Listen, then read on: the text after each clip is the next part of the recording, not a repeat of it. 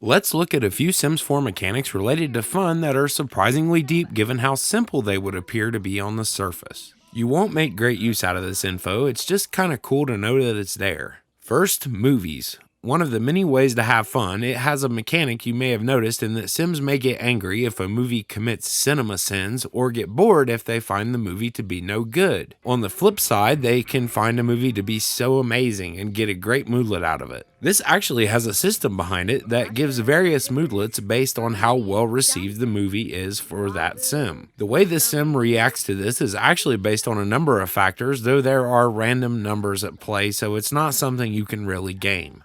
Whether a movie was fun or not is in part based upon a sim's traits. Unfortunately, this only touches on base game traits, but it's interesting that bros and athletic sims are more likely to enjoy an action movie, while sims who are childish will likely enjoy a comedy.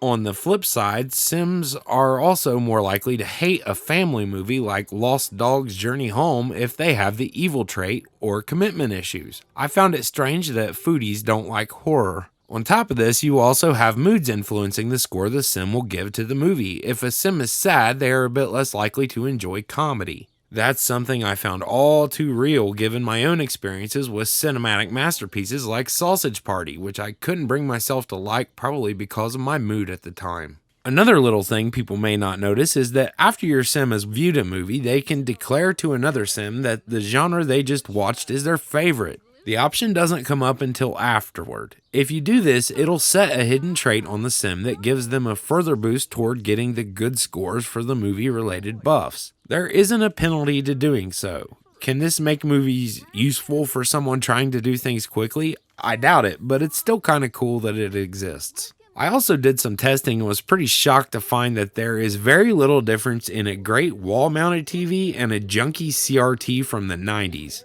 It is strange as the little TV has a fun rating of 5 while the big one has an 8. Okay, so maybe the gap just isn't noticeable, right? Well, when you compare a computer with the wall-mounted TV, the computer smokes it in every way in terms of fun games, despite both being an 8. Of course, interactive video games are just going to be more fun, but it goes to show you can't much rely upon the scores you see in buy mode for the fun motive in particular.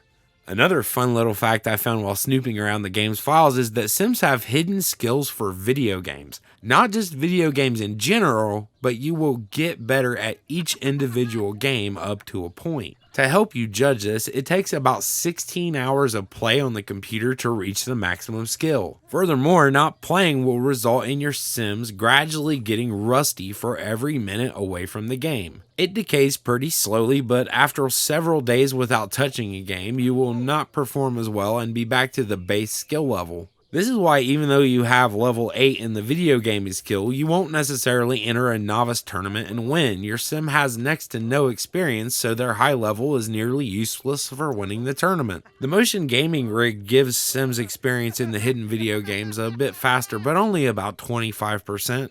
All in all, I love deeper mechanics in The Sims, and at times it seemed to me that Sims 4 doesn't have enough of them. When they do things like this, though, they're making it more of a true-to-life simulator, and that's appealing to me. Depth gives you more things to discover and gives a game a longer shelf life. If I discover more around a topic like this, I'll do other trivia videos depending how this is received. I've considered doing a series of 6 videos covering all the needs in order to help people who are new to the game. Quickie videos like this are fun to do, so thanks for watching and giving it a purpose.